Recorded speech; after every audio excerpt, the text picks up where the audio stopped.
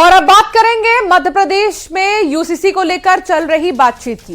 तो मध्य प्रदेश में सबके लिए एक समान कानून लाने का काउंटडाउन शुरू हो चुका है।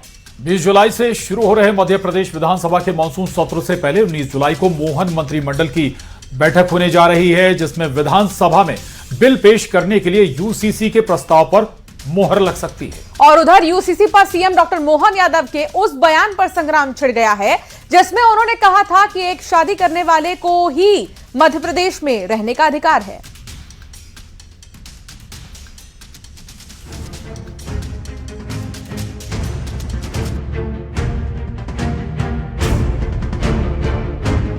मध्य प्रदेश में यूसीसी यानी समान नागरिक संहिता या आसान शब्दों में कहें तो सबके लिए एक समान कानून लाने की तैयारी पूरी हो चुकी है। सीएम डॉक्टर मोहन यादव पहले ही साफ कर चुके हैं कि यूसीसी बिल इसी मॉनसून सत्र में लाया जाएगा और अब इस दिशा में सरकार ने कदम और ज्यादा बढ़ा दिया है। विधानसभा के मॉनसून सत्र से पहले 19 जुलाई को जगदीशपुर में मोहन मंत्रिमंडल की बैठक होने जा रही है। इस बैठक में यूसीसी के प्रस्ताव को मंजूरी मिल सकती है ताकि यूसीसी बिल को विधानसभा में पेश किया जा सके। इससे पहले शुक्रवार को सीएम ने यूसीसी को लेकर एक और बड़ा बयान दिया था। एक इंसान होना चाहिए, तो हिंदू का कानून अलग, मुसलमान का कानून अलग, ऐसा क्यों होना चाहिए? सबका एक कानून होना चाहिए कि नहीं होना चाहिए? होना चाहिए कि नहीं होना चाहिए? अभी काम अगर एक शादी करेगा तो रही 2, 3, 4 में क्यों जाएगा? अरे हमारी मुस्लिम बहनें तो हमारी बहन है। अब एक शादी को करेगा उसी को कानून मध्य प्रदेश में रहने का अधिकार रहेगा। ये यूसीसी कानून लगाने हमारा राज्य का जाएगा। सीएम डॉक्टर मोहन यादव के बयान पर अब सियासी घमासान छिड़ गया है। कांग्रेस जहां हिंदुस्तान में अलग अलग संस्कृति का हवाला देते हुए सरकार की नीयत पर सवाल उठा रही है, तो वहीं बीजेपी ने एक बार फिर तुष्टीकरण की सियासत का आरोप लगाते हुए कांग्रेस को घेरा है। विशेष जाति विशेष है मुस्लिम समाज, उसने कहा है कि जो एक शादी से ज्यादा करेगा उसको मानता नहीं। तो हमारे धर्म में वैसे ही मानता नहीं है। जो आप मुझे बताएं, सनातन में एक विवाह के बारे में ये कहा जाता है कि हम एक बार जीते, एक बार मरते, एक ही बार शादी करते हैं। तो ये बात कहाँ से आ गई? यूसीसी कोई राजनीति या किसी धर्म विशेष का विषय नहीं है और कांग्रेस हमेशा ही वोट बैंक और तुष्टीकरण की राजनीति करती रही है और इस मुद्दे पर भी वो लगातार विरोधाभास प्रकट करते हुए कहीं न कहीं तुष्टीकरण और ये अपना वोट बैंक साधने के लिए इस तरह के नाकाम प्रयास कर रही है। मध्य प्रदेश की मोहन यादव जी के नेतृत्व वाली भारतीय जनता पार्टी की सरकार लगातार विकास और मध्य प्रदेश के प्रत्येक वर्ग के सर्वांगीण विकास की चिंता करते हुए यहाँ पर पूरे प्रदेश के अंदर कार्य कर रही है और अभी हमारे देश के अंदर कई राज्यों में यहाँ पर यूसीसी बहुत सफलतापूर्वक लागू किया गया है और निश्चित ही यहाँ पर फीडबैक के आधार पर मध्य प्रदेश सरकार भी इस ओर अग्रसर है। वहीं यूसीसी और सीएम के बयान पर सियासत के साथ साथ धर्म की जंग भी छिड़ी हुई है। मुस्लिम पक्ष जहां यूसीसी का विरोध करते हुए शरीयत में दखलंदाजी को बर्दाश्त नहीं करने की बात कर रहा है, तो वहीं हिंदू पक्ष फैसले से खुश है और यूसीसी लाने के लिए सरकार का शुक्रिया अदा कर रहा है।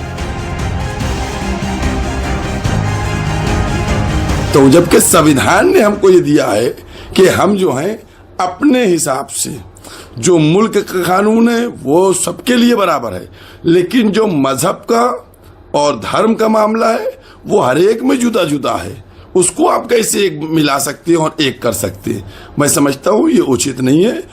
यानी कोई से भी धर्म का व्यक्तित्व हो उसके लिए मोनोगेमी यानी एक विवाह होना निश्चय होना चाहिए।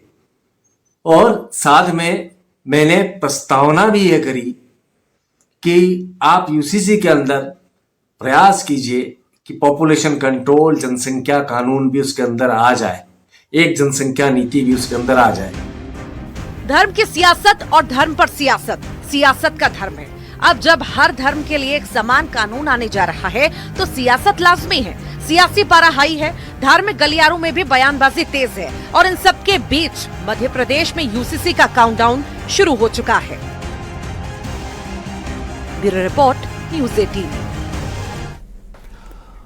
और अब आप दतिया के दंगल की करेंगे। दतिया से बीजेपी नेता नरोत्तम मिश्रा का एक बेहद दिलचस्प वीडियो सोशल मीडिया पर तेजी से वायरल हो रहा है। दरअसल घर घर चुनाव प्रचार के दौरान जब स्थानीय लोगों ने नरोत्तम मिश्रा का स्वागत करना चाहा तो उन्होंने माला पहनने से साफ इनकार कर दिया। वीडियो में मिश्रा अपने पीछे चल रहे नेता की तरफ इशारा करते हुए मजाकिया लहजे में कहते नजर आ रहे हैं कि माला वाला पीछे आ रहा है। और उधर लंबे समय से कांग्रेस से नाराज चल रहे कदावर नेता अवधेश नायक को आखिरकार कांग्रेस आला कमान ने मना ही लिया। अवधेश नायक आज कांग्रेस के आधिकारिक कार्यक्रम में शामिल हुए और जिसके बाद उनके बीजेपी में जाने की तमाम अटकलों पर पूरी तरह से विराम लग गया।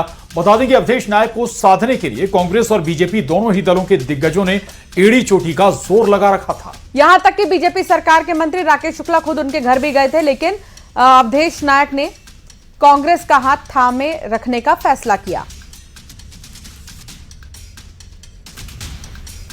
और अब बात करेंगे नए भारत की नई उड़ान की। स्पेस में भारत ने एक और ऊंची छलांग लगा दी है। आज श्रीहरिकोटा के सतीश धवन स्पेस सेंटर से भारत का पहला प्राइवेट रॉकेट विक्रम-1 की सफल लॉन्चिंग हुई और पूरा देश खुशी में झूम उठा है। पीएम मोदी ने भी वैज्ञानिकों को बधाई दी है। इसे भारत के अंतरिक्ष यात्रा का नया पड़ाव बताया है। विक्रम-1 की उड़ान के साथ भारत ने न सिर्फ अपना परचम लहराया बल्कि अंतरिक्ष क्षेत्र में अपनी तकनीकी क्षमता का भी दम दिखाया है। 1 0 And we have liftoff. Space sector में भारत की बड़ी छलांग, विक्रम-1 की ऐतिहासिक उड़ान।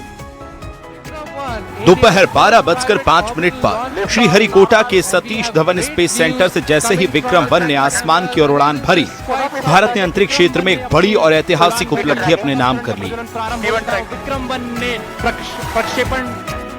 हैदराबाद की space tech company Skyroot aerospace ने अब ऑर्बिटल रॉकेट को बनाया है, जिसने अपने पहले मिशन आगमन के तहत सफल लॉन्चिंग पूरी की। विक्रम-1 टेस्ट फ्लाइट 1 ऑर्बिट में पहुंच गया है। अपने पेलोड को लगभग 450 किलोमीटर की कक्षा में पहुंचा दिया है। मिशन की सफलता के साथ भारत उन चुनिंदा देशों की कतार में और मजबूती में शामिल हो गया है।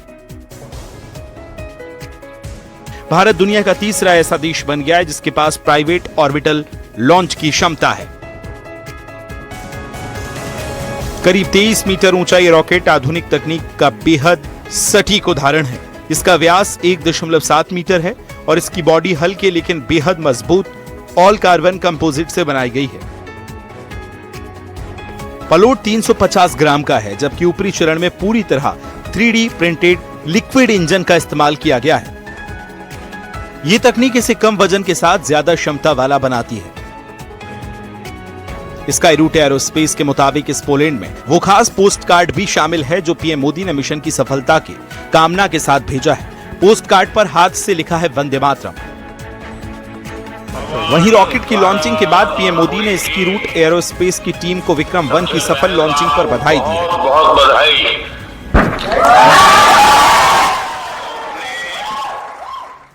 सोशल मीडिया एक्स पर लिखा कि ये भारत की अंतरिक्ष यात्रा का एक अहम पड़ाव है। हमारे प्राइवेट सेक्टर की बढ़ती भागीदारी नए रास्ते खोल रही है और इनोवेशन को बढ़ावा दे रही है। ये उपलब्धि अनगिनत युवाओं को बड़े सपने देखने और निडर होकर इनोवेशन करने के लिए प्रेरित करेगी। स्काईरूट एरोस्पेस की शुरुआत में साल 2018 में इसके पूर्व वैज्ञानिकों ने की थी। साल 2020 में सरकार ने स्पेस सेक्टर को निजी कंपनियों के लिए खोला था। इसके बाद स्टार्टअप ने ऑर्बिटल रॉकेट विकसित करने की दिशा में तेजी से काम किया और अब इसका नतीजा सबके सामने है। विक्रम-1 की उड़ान भारत के स्पेस इकोसिस्टम में निजी क्षेत्र की बढ़ती ताकत का प्रतीक है। आने वाले सालों में ऐसे मिशन देश को वैश्विक स्पेस मार्केट में नई पहचान दिलाने के साथ कम लागत वाली लॉन्च सेवाओं का बड़ा केंद्र भी बना सकते हैं। Bureau report, news 18, UP, Uttarakhand.